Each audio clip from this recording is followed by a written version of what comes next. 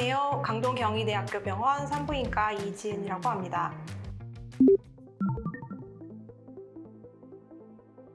우선 가임기 여성에게서 부정출혈이 발생을 했을 때 제일 먼저 의심을 해야 되는 거는 임신 가능성입니다.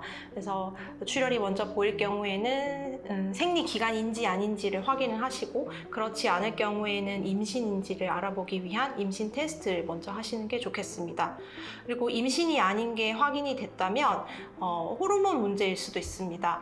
지금 시기가 배란기여서 배란기 출혈일 수가 있고, 그렇지 않으면은 자궁이나 난소에 특정 질환이 있을 수도 있습니다. 예를 들어 자궁 근종, 자궁 성근증, 그리고 자궁 내막에 용종이 있거나 자궁 내막에 점막학 근종이 있을 경우에도 출혈을 유발할 수가 있습니다. 또한 이제 감염 때문에도 생길 수 있는데요.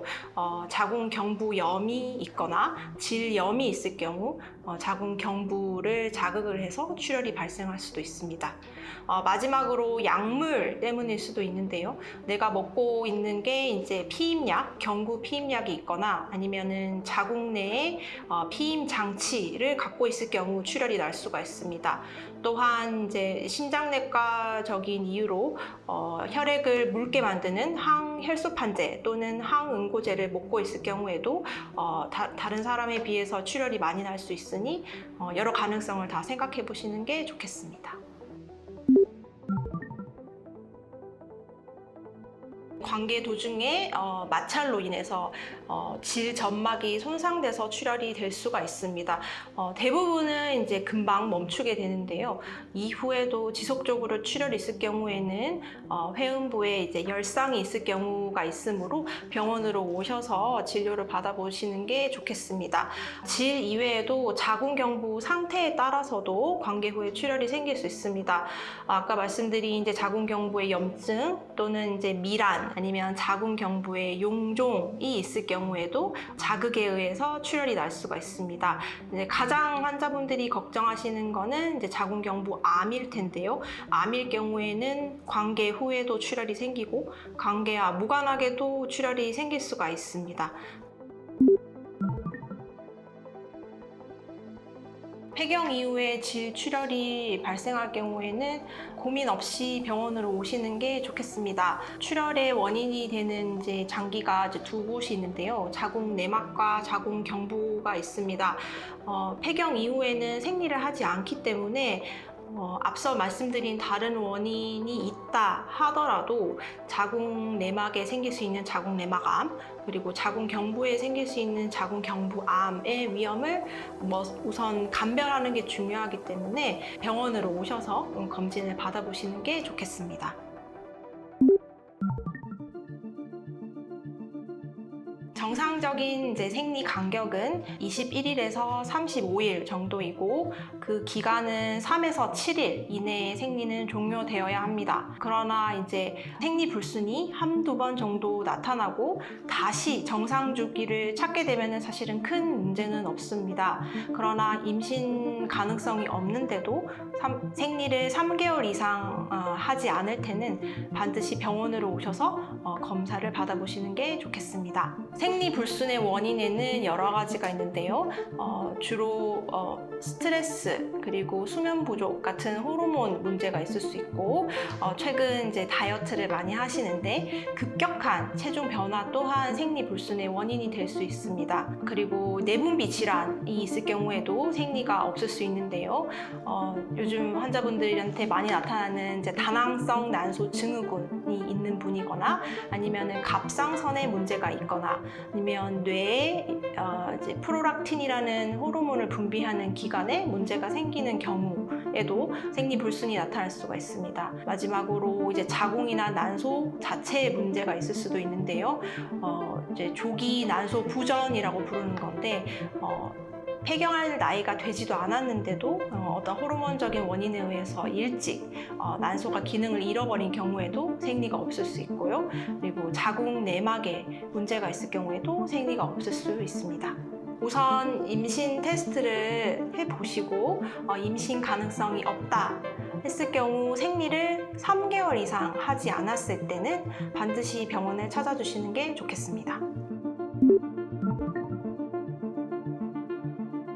본인이 생각하시기에 1시간에 대형 패드 하나 이상 정도 계속 교체를 하거나 생리 기간이 길어질 경우에는 언제든지 병원을 방문하시면 좋겠습니다. 이렇게 생리 과다가 생기는 원인은 자궁의 구조적인 질환이 가장 흔합니다.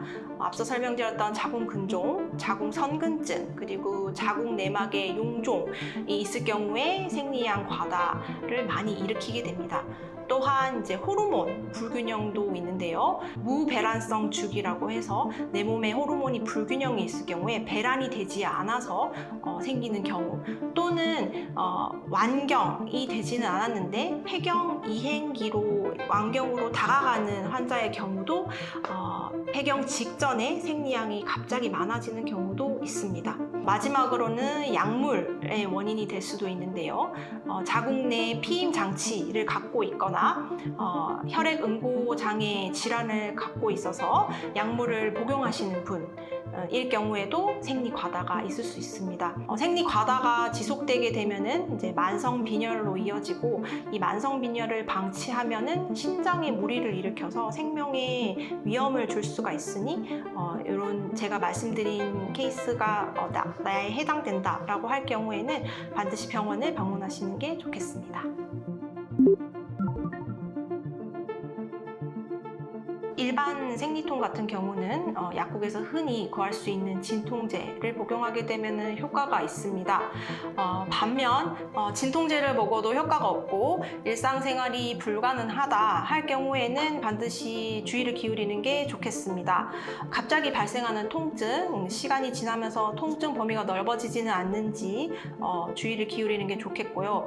산부인과적 질환으로 봤을 때 자궁 외 임신, 그리고 난소에 낭종이 있거나, 그 낭종이 파열돼서 혈복강을 일으키거나, 아니면은 그 난소의 낭종이 꼬여서 염전을 일으키는 경우, 갑자기 발생하고 칼로 찌르는 듯한 극심한 통증을 일으키는 게 특징입니다. 이럴 경우에 대부분의 환자분들이 응급실로 많이 찾아오는데요. 이런 통증이 있을 경우에는 반드시 지체하지 마시고 병원으로 오시는 게 좋겠습니다. 여성 건강을 유지하고 부인과 질환을 예방하기 위해서는 일상적인 생활 습관 점검 및 정기적인 체크가 중요합니다.